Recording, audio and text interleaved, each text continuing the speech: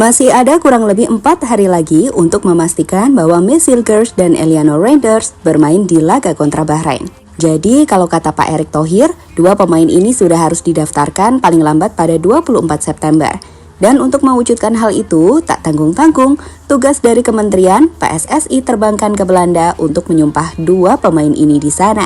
Ini adalah salah satu cara untuk memastikan Indonesia lebih kuat di laga-laga berikutnya. Dan memastikan target 6 poin seperti yang sudah disampaikan Erick Thohir sebelumnya bisa didapatkan timnas di laga bulan Oktober nanti. Jadi, inilah perencanaan total PSSI dan timnas Indonesia untuk mengalahkan Bahrain dan China. Kebetulan memang sekarang FIFA Matchday-nya sudah tidak ada. Artinya ya kita harus respect kepada klub yang tentu mereka bermain. Nah, disitulah kita mencari cara yang sesuai dengan aturan, jadi bukan di luar aturan. Ya, kita coba mengangkat sumpah di negara lain, seperti juga beberapa bangsa Indonesia yang angkat sumpah di negara lain. 6 poin dan 2 kemenangan, itulah yang diinginkan Erick Thohir untuk timnas Indonesia di 2 lawatan timnas di bulan Oktober. Seperti kita tahu, usai menahan imbang Australia dan Arab Saudi, tim Garuda akan bertanding menghadapi 2 lawan yang tak mudah lainnya. Keduanya adalah Bahrain dan China di kandang mereka. Untuk mencapai target besar itu, dukungan besar diberikan PSSI. Salah satunya mempercepat proses perpindahan kewarganegaraan dari 2 pemain keturunan Indonesia, Mes dan Eliano. Keduanya sudah disetujui DPR, dan untuk menyelesaikan proses terakhir, maka 2 pemain ini akan disumpah. Di mana menariknya, demi mengejar waktu agar bisa didaftarkan dan bisa main di laga kontra Bahrain, staf dari Kementerian Kemenkumham diterbangkan langsung ke Belanda untuk menyumpah 2 pemain tersebut di sana. Mengingat untuk ke Indonesia, baik Messil Girls dan Eliano belum bisa, jika mengingat keduanya masih terikat oleh jadwal liga bersama klubnya.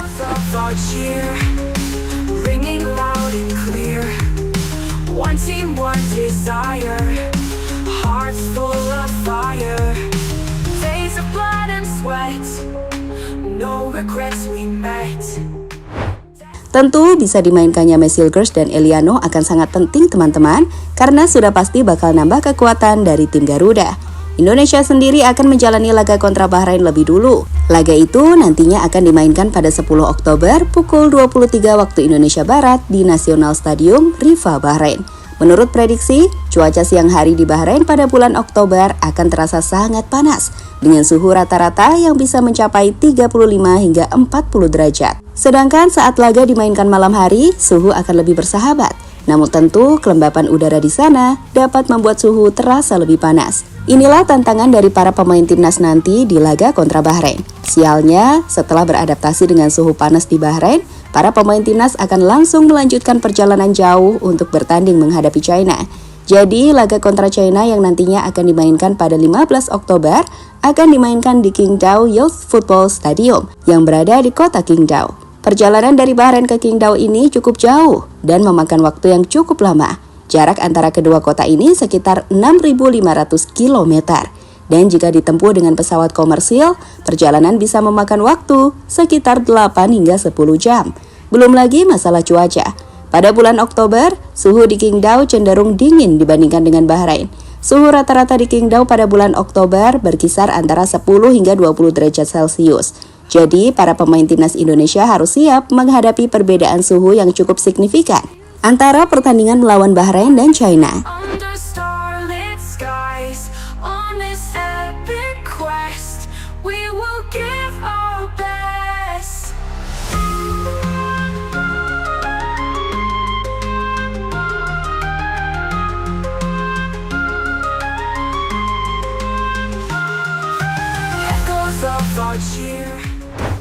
Untungnya Pak Erick Thohir nggak tinggal diam. Seperti kata Exco PSSI Arya Sinulinga, untuk mengatasi durasi lama perjalanan, PSSI sudah memastikan akan menyewa pesawat non-komersial dengan tujuan efisiensi waktu dan membuat para pemain bisa lebih cepat beradaptasi pada perubahan cuaca yang ekstrim antara Bahrain dan China.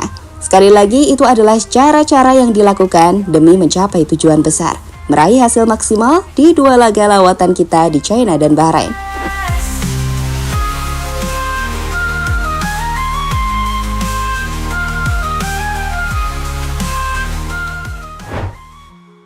target realistis 3 poin kontra Bahrain. Jika melihat head-to-head antara Bahrain dan Timnas Indonesia, atau bahkan melihat ranking FIFA Timnas Indonesia dan Bahrain saat ini, maka jelas Timnas Bahrain akan jauh lebih diunggulkan teman-teman. Tapi meski bermain di kandang Bahrain tak mudah, dengan skuad yang kita miliki saat ini, ditambah dengan Mesilgers dan Eliano Reinders, kami pikir merengkuh poin bahkan kemenangan bukanlah hal yang mustahil. Skuad Garuda punya pemain-pemain yang dapat dikatakan berkelas Eropa hampir di tiap lini. Sebagai contoh di lini belakang, kita bakal punya 3 back kelas Eropa. Mulai dari Jay Izzas yang main di Serie A, Mesilgers yang main di FC Twente dan Europe League, hingga Justin Hubner. Di posisi fullback, kita punya Calvin Verdonk, salah satu fullback terbaik di Eredivisie Belanda dengan fullback lain diisi oleh Sandy Walsh. Di tengah, Tom Hai sudah mulai dapat klub, yang artinya ia sudah mulai latihan dan bermain rutin, di mana secara stamina ia sudah bisa di level terbaik. Tom Hai sendiri akan bantu Nathan dan juga Ivar. Sedangkan di lini belakang ada Ragnar, Strike, dan Eliano yang akan membantu dan meningkatkan ketajaman Timnas Indonesia. Dengan pemain-pemain tersebut, jelas ini adalah skuad yang kami pikir secara kualitas bisa dikatakan lebih megah dari Bahrain. Hal ini bahkan bisa dengan jelas kita lihat dari nilai skuad kedua tim, di mana jika kita cek di laman transfer market, maka nilai skuad Bahrain adalah 158 miliar. Nilai seluruh skuad Bahrain itu jauh di bawah Timnas Indonesia, yang memiliki nilai skuad mencapai 290 miliar. Apalagi saat nilai Mesilgers yang ada di angka 120 miliar ditambahkan. Namun tentu sepak bola bukan tentang nilai saja. Ada banyak hal yang perlu diperhatikan di laga nanti. Apalagi Bahrain ini terkenal dengan permainan kontroversial dan drama-dramanya. Belum lagi fans-fans Bahrain yang bisa ikut serta mengganggu pemain lawan seperti saat menyorot laser ke pemain Jepang.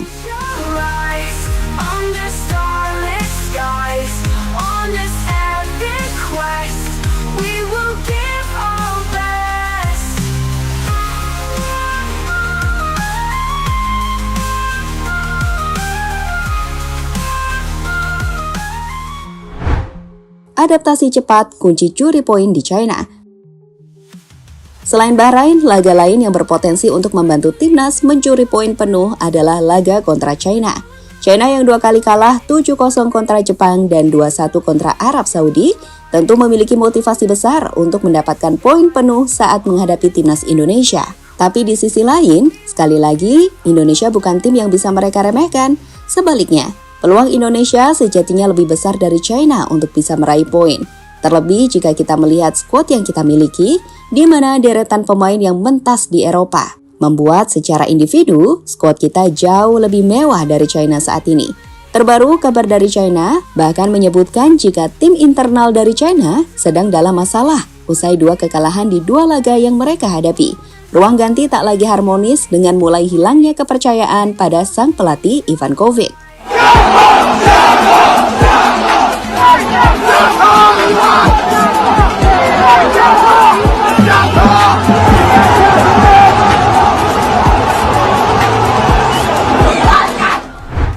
Jelas kami pikir timnas harus tetap fokus dan bisa memanfaatkan peluang sekecil apapun untuk meraih poin penuh di laga kontra China nanti. Meski kita tahu laga ini menjadi tak mudah saat jarak dan masalah cuaca akan jadi problem serius yang harus dihadapi timnas Indonesia.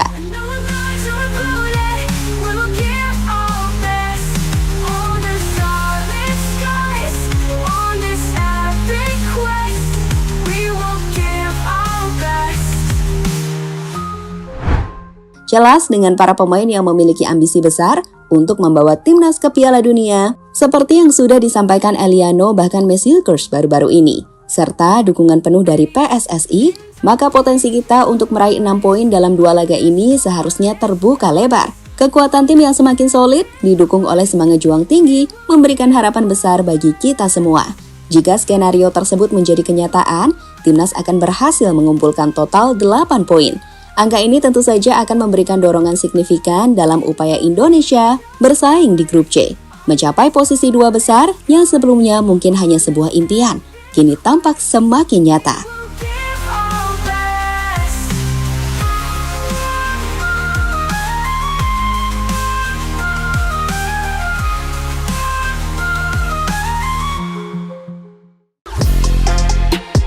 Halo, izin iklan sebentar ya guys. Jadikan ruangmu bernuansa Timnas. Temukan beragam poster dinding, sepak bola dan Timnas dengan desain menawan, kualitas premium dan harga yang tidak akan menguras kantong. Segera klik link Shopee di deskripsi video ini dan dukung Timnas dengan sepenuh hati. Mulai dari dinding rumahmu.